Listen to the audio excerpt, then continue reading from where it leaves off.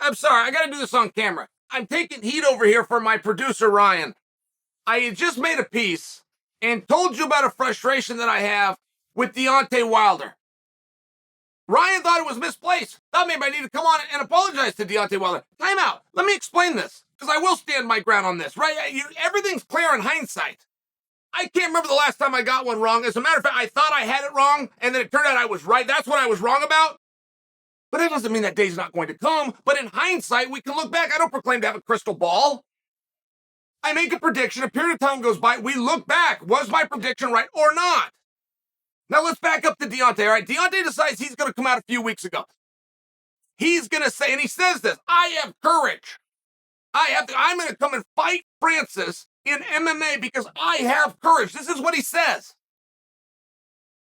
That doesn't represent courage. There's no courage. See, this is a misguided to the public, but the athletes know this. When you're a 10-1 underdog, you don't have courage. You have the opposite. You just took risk out of the equation.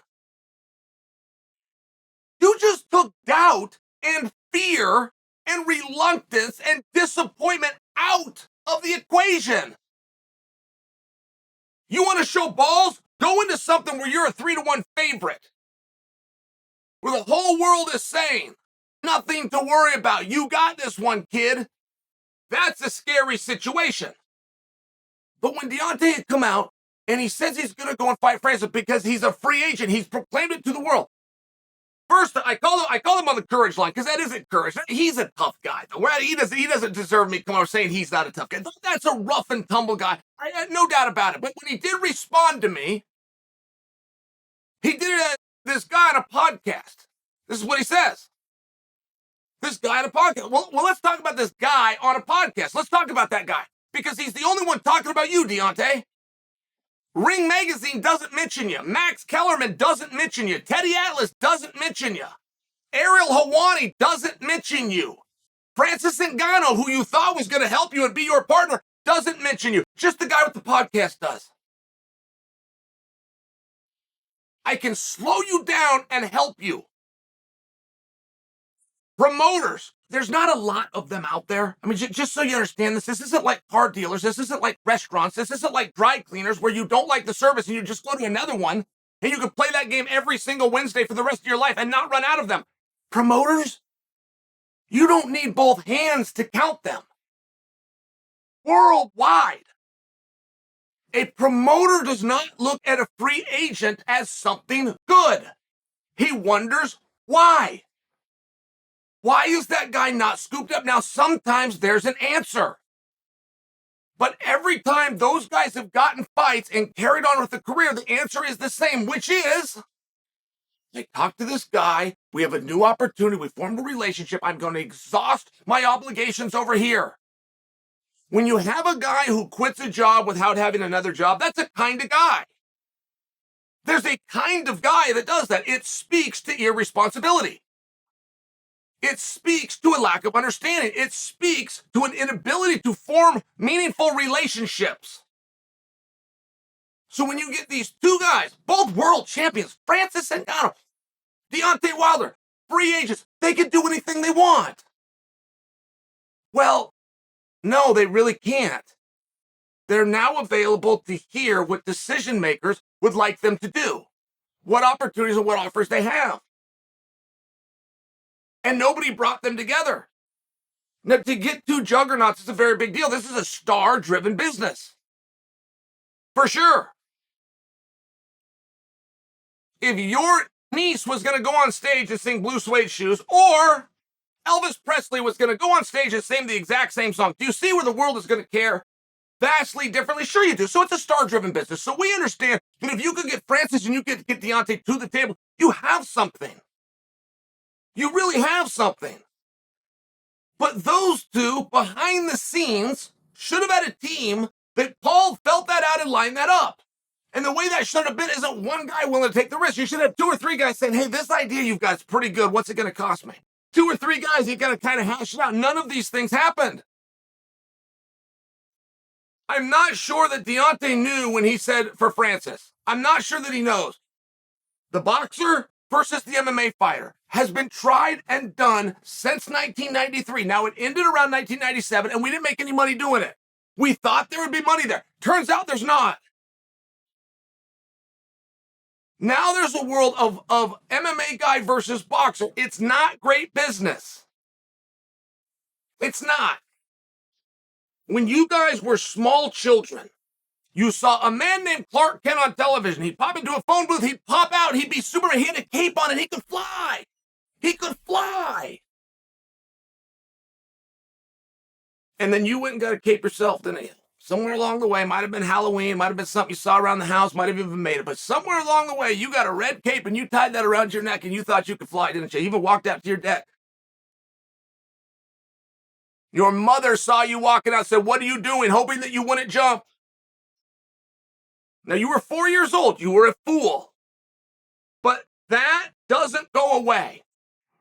Somewhere along the way, we saw a boxer named Floyd Mayweather take on a fighter named Conor McGregor. And therefore, we know this works. This is the model. Nowhere along the way did we ask who promoted that.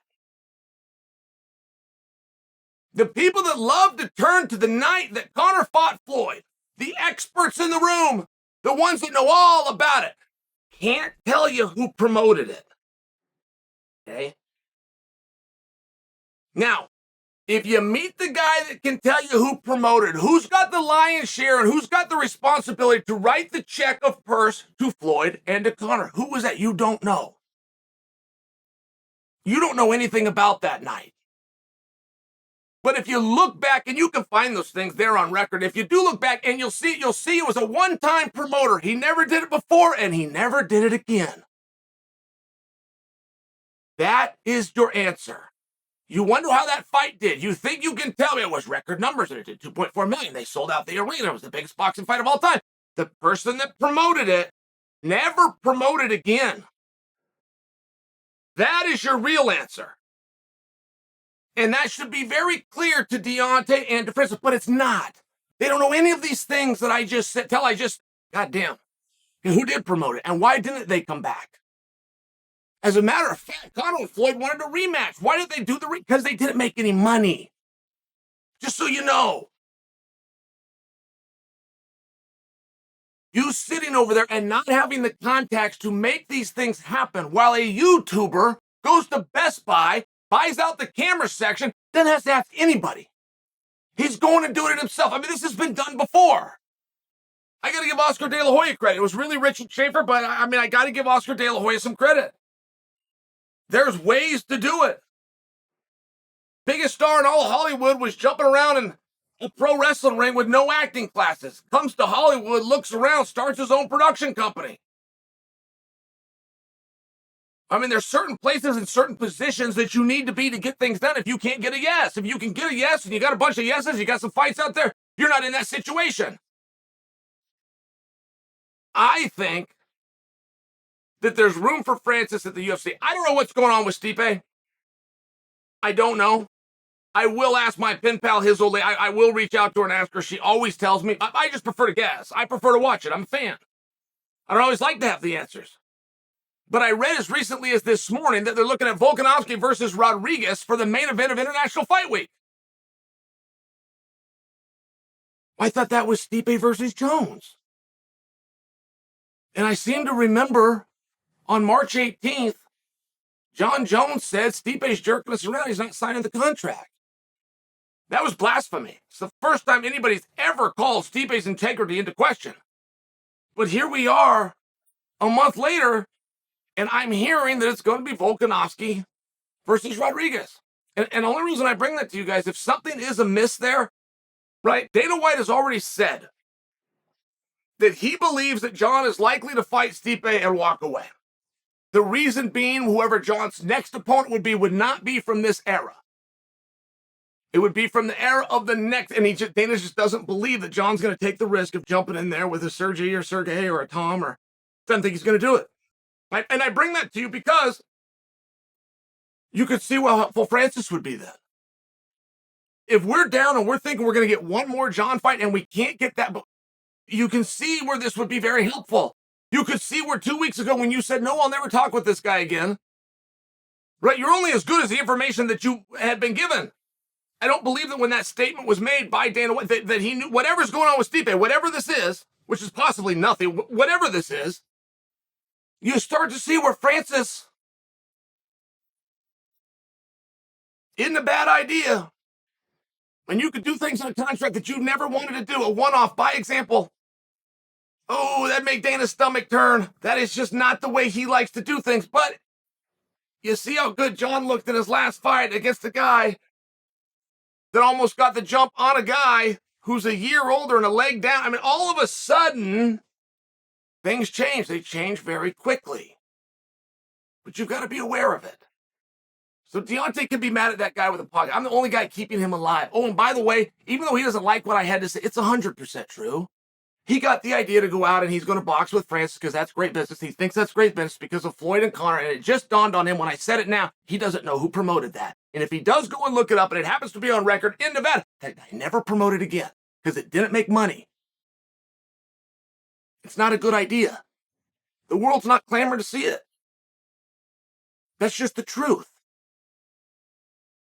And becoming a free agent and going to Twitter and talk about things you're going to do, as opposed to having relationships and a team around you that are vetting different, it's very different. Time is wasting. A guy who has never boxed. Nate Diaz has never boxed, guys. He hasn't done that. He's not even licensed. He is now not only going to be a boxer in a main event of what we believe is going to be a sold-out arena. That is a massive distribution partner known as DAZN. He's never done it before. But we have world champions sitting on the sideline waiting for somebody to call their name. There's a lesson in this. I'm trying to help you to see it, and you're teasing me, calling me that podcast guy. I could be like everybody else, and I could just ignore you.